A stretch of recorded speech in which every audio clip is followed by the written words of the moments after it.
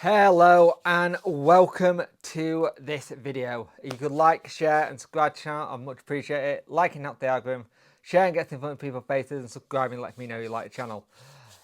Phone video for now until I'm feeling up to sitting in the studio and doing stuff with the big stuff. We're going to talk about yesterday's game, but before I start, thank you for all who left me messages and kind words about everything yesterday. Yesterday was just a bit of a nightmare of a day.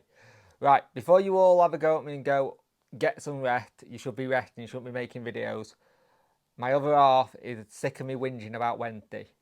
And she said, just get a video made with it and then you're going back to sleep. I'm doing what I'm told. She's pregnant and I don't want to get killed even more. So, Sheffield Wednesday played Ipswich Town yesterday and I did manage to watch this via VPN. But it wasn't great, was it? It wasn't great at all. We looked lackluster, and to say we'd had 2 weeks off in terms of not playing games, what were they doing? Seriously, what were they doing? It's just getting to a point where things are not good behind the scenes. I think it's starting to filter onto the pitch. We had the issue with Barry Bannon being injured, so we missed that kind of creative spark in midfield. Nothing really got going yesterday. Trying to get balls into the box, if it was a set piece, it was a poor set piece delivery, so that didn't start well. So you would think we've got this set piece coach who's meant to be really good, and they're not getting it right. Like, their goal they scored was shambolic defending. It's like at the highest level. Every time they came forward, but they rarely got out of second gear. Rarely got out of second gear to play us. They cruised that game. They really did cruise that game, and it ain't looking good. It ain't looking good. We're 1 point. We've got Middlesbrough on Tuesday, which will be fun to say the least. Let's see how we do there, because it is the El Crapico, as I'm calling it. Both sets of teams need a point. Both sets of managers are already under pressure. Muniz after the game sounded like he's already defeated and stuff like that, and it's just like, again, this is like a third time I've heard him say I apologise for this. It's like something's not going right at the club. But to have a game where it was 0 shots on target again, to go, what the hell are we doing? We've had a situation where we come up from the Championship, from League One, to the Championship. And that squad and team and coaching staff and morale got dismantled in about 2 weeks. And it's just gone. It's gone.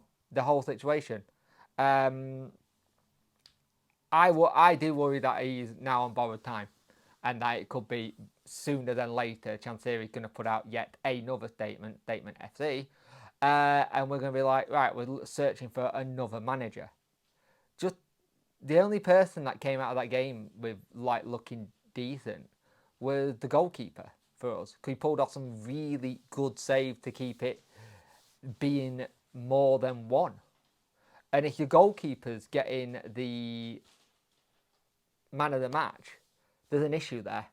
Goalkeepers only get man of the match when they've been in front of a lot of pressure or pulled off brilliant saves, and that's what he had.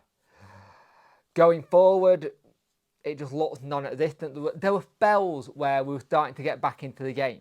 There were spells in the second half, especially like from about the 60th to 80th minute, where we were knocking the ball around, but just couldn't get any clear-cut chances into the box, or the crosses into the box were too deep, and then no one could get onto it. And then by the time they got it, they've already run on and sorted it.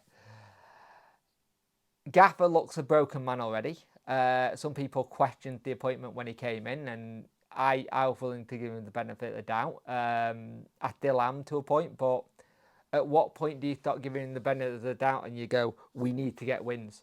We're in a winning business and you need to get those performances. But it's 1-0 Ipswich, and all I can say is we need to see vast improvements against Middlesbrough. But again, where are the goals coming from? That's what you question about this squad, because it just seems like we've done this rodeo before 2 years ago. And I think the more this goes on, the pressure's already on Chansiri. You heard the chants You saw the banner get dismantled and torn down. The fan base want him gone. I'm starting to get into that crowd of saying that a little bit, because there doesn't seem to be a plan. There doesn't seem to be a thing going forward. But at the same time, you can get swept away with all the emotion of what other people are thinking. And right now, at the moment, head go and everything, I've got this thing where it wasn't great, and I don't see when our next goal, let alone 3 points, is coming from. Because I thought we massively turned the corner versus Leeds. And it's like having the international break has actually done the opposite of what I said it would do. It's actually killed that momentum, and we've had to start again. And that was one of my fears, but I never said it, because I was like, okay, it might actually help us push on. But you do that kind of form, you come back into it. Don't get me wrong, this is no credit to who we played against. Ipswich, top team this season. They've recruited well. Ipswich look very, very strong. It's night and day between the two teams that came up. The fact that we were going neck and neck with them last season, and now to this, he said, and even their manager said it's completely. He was shocked by it. So Wednesday have got to move on from this and move on fast. But 1-0 Ipswich, not great. We're gonna have to turn it around against Middlesbrough at home.